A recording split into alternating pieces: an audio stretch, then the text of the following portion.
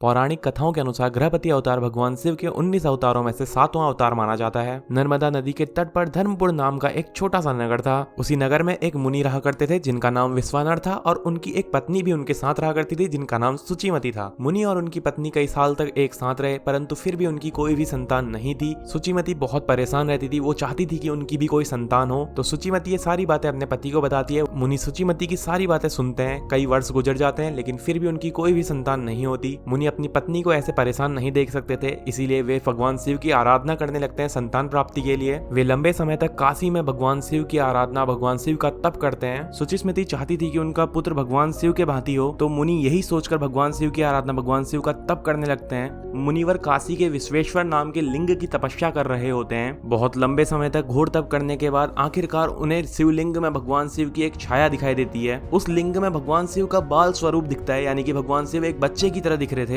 भगवान शिव प्रकट होते हैं और मुनिवर को वरदान देते हैं कि वे उनके घर में जन्म लेंगे। कुछ समय बाद सुचिस्मृति गर्भवती हो जाती है। उनके पेट में भगवान शिव ही बाल रूप में थे। मुनि के घर में कुछ समय बाद एक बालक का जन्म होता है। ब्रह्मा जी प्रकट होते हैं और ब्रह्मा जी उस बच्चे का नाम गृहपति रखते हैं। भगवान शिव के अवतार गृहपति का दर्शन करने एक बार नारद मुनि उनके घर में पहुंचे। नारद मुनि सुचिस्मृति और मुनिवर से कहते हैं कि तुम्हारा बच्चा सर्वगुण संपन्न है, पर जब ये 12 वर्ष का होगा तो इसे बिजली और आग से संकट है। सुचिस्मृति और मुनि बहुत ज्यादा चिंतित हो जाते हैं। वो सोचने लगते हैं कि इतने समय बाद तो उन्हें एक पुत्र की प्राप्ति हुई और मुनिवर कह रहे हैं कि 12 वर्ष की उम्र में उसे संकट है, उसे खतरा है, उसे बिजली और आग से कुछ हो सकता है। वे अपने माता पिता से कहते हैं कि आप दुखी ना होइए, भगवान शिव के पास इसका कुछ ना कुछ निवारण अवश्य होगा। उसी समय गृहपति जी काशी विश्वनाथ चले जाते हैं। भगवान विश्वनाथ से आज्ञा लेकर भगवान विश्वनाथ के दर्शन करने के पश्चात वे एक लिंग का निर्माण करते हैं और उसके आगे ही बैठकर महामृत्युंजय मंत्र का जाप करने लगते हैं। गृहपति जी को तप करता हुआ देख वहां देवराज इंद्र पहुंच जाते हैं। देवराज इंद्र उनसे कहते हैं कि तुम यहाँ तप क्यों कर रहे हो, तुम्हारी क्या इच्छा है, तुम क्या चाहते हो, मैं तुम्हें सारी चीजें दे सकता हूँ। गृहपति जी इंद्रदेव से कोई वर नहीं मांगते। वे कहते हैं कि मैं केवल भगवान शिव से ही वर मांगूंगा। इंद्र क्रोधित हो जाते हैं और गृहपति के ऊपर प्रहार करने की कोशिश करते हैं, लेकिन उसी समय वहां भगवान शिव पहुंच जाते हैं और भगवान शिव उन्हें रोक देते हैं। ये पूरी परीक्षा भगवान शिव ने ही ली थी। बाल्यकाल में ही गृहपति द्वारा जपा गया वो मंत्र भगवान शिव को बहुत ज्यादा पसंद आता है। इतने छोटे बालक को इतनी घोर तपस्या करता हुआ देख भगवान शिव उन्हें वरदान देते हैं कि तुम्हारा मृत्यु दोष हट जाएगा, तुम्हारे सर से यम का प्रकोप हट जाएगा। जिस लिंग की स्थापना गृहपति जी ने की थी उस लिंग को भगवान शिव अग्निश्वर नाम देते हैं। ऐसा माना जाता है कि अग्निश्वर लिंग का जाप करने से, अग्निश्वर लिंग की आराधना करने से आज भी किसी का भी बिजली और अग्नि का भय दूर हो जाता है। जो भी व्यक्ति इसकी आराधना, इसकी उपासना करते हैं वे कभी भी अग्नि और बिजली से पीड़ित नहीं रहते। तो उम्मीद करता हूँ कि भगवान शिव के 7वें अवतार गृहपति जी की ये कथा आप लोगों को पसंद आई हो। लाइक, कमेंट, शेयर, सब्सक्राइब कर देना।